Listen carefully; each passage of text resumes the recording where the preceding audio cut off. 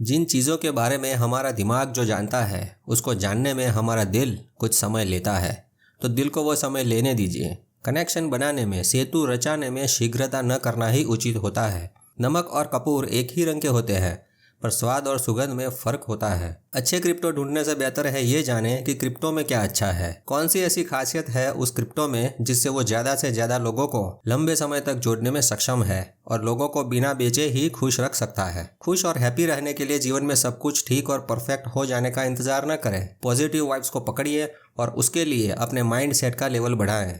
पैसों को अच्छी तरह से समझें, उसके बदलते स्वरूपों को जानने का प्रयत्न करें। सिर्फ डिसेंट्रलाइज सिस्टम बनाकर लॉन्च करने से उसका कोई मूल्य नहीं बनता है। उसका कॉइन टोकन लॉन्च करने से कोई मूल्य नहीं बनता है। मूल्य तब बनता है जब लोग उसका उपयोग करते हैं या कहो विविध ऐप के जरिए उसका उपयोग करने की योजनाएं बनाते हैं। यही कारण है कि पाई नेटवर्क ने हमेशा पारिस्थितिक अनुप्रयोगों पर जोर दिया है और पाई ब्लॉकचेन में ऐसे कई विविध एप्लीकेशन का निर्माण हो रहा है जिनका व्यापक रूप से उपयोग किया जा सके। पाई नेटवर्क के ऑफिशियल ट्विटर हैंडल पर एक पोस्ट दिखी जिसमें लिखा है, पाई नेटवर्क के 2 मिलियन से अधिक ट्विटर्स फॉलोअर्स हो गए हैं। हमारे सभी समर्थकों को बहुत बहुत धन्यवाद। हम भविष्य के लिए बहुत उत्साहित हैं क्योंकि पाई कम्युनिटी इंटरनेट की नई जनरेशन वेब 3 पाई इकोसिस्टम का निर्माण कार्य कर रही है। पाई ब्राउजर पर अद्भुत ऐप्स और यूटिलिटी ऐप्स बन रही हैं। 15 नवंबर को एक और न्यूज इंटरनेट पर दिखी।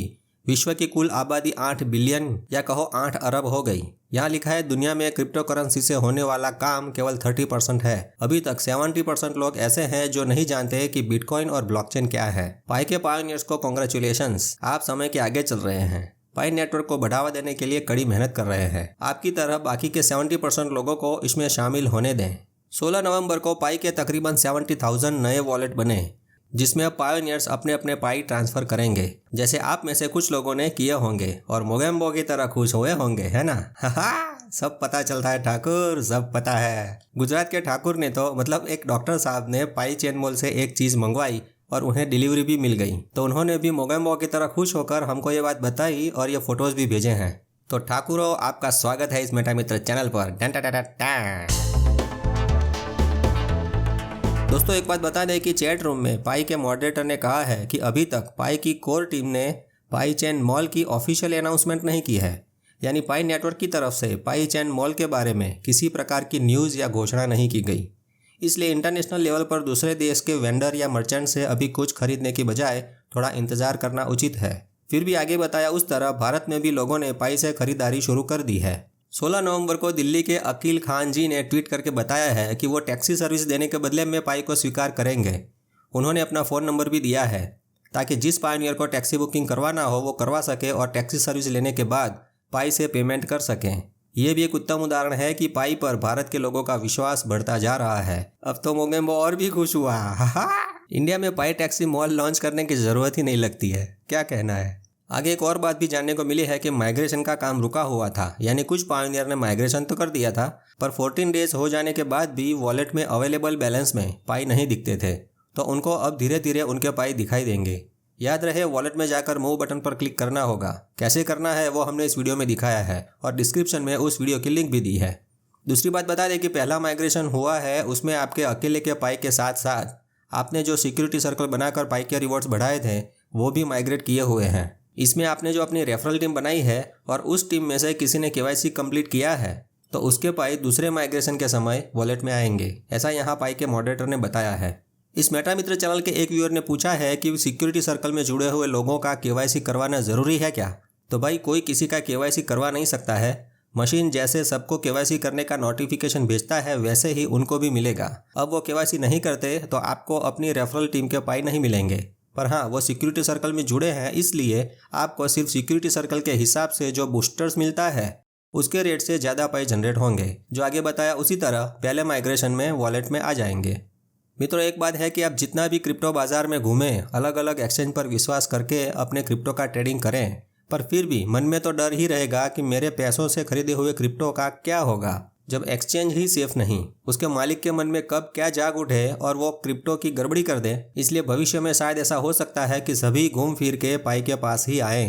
अभी इंडिया में किसी भी एक्सचेंज पर पैसों से बिटकॉइन खरीदने हो और वही सारे बिटकॉइन बेचकर उसके पैसे अकाउंट में लेने हो तो उसकी प्रोसेस लंबी है क्योंकि ज़्यादा ट्रांजैक्शन खुद करने पड़ते हैं। अब चलिए इंटर ऑपरेटेबिलिटी क्या है वो समझते हैं। यहाँ लिखा है पाई नेटवर्क एक सिद्ध ब्लॉकचेन नेटवर्क है जो अनुपालन का मार्ग प्रशस्त करता है और वैश्विक भुगतान प्रणालियों के बीच अंतर संचालनीयता के लिए बनाया गया है।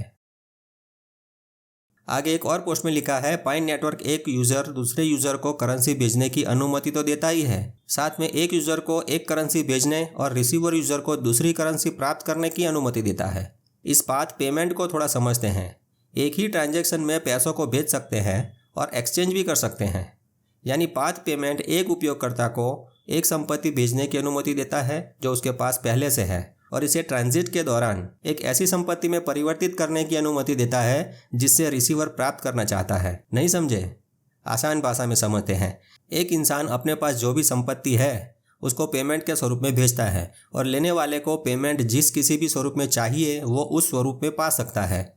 उदाहरण के तौर पर यहाँ भेजने वाले ने समझो इंडिया से पैसे भेजे, वो रास्ते में डॉलर बन गए और फिर बिटकॉइन में कन्वर्ट हो गए क्योंकि लेने वाला बिटकॉइन के स्वरूप में उसको पाना चाहता था।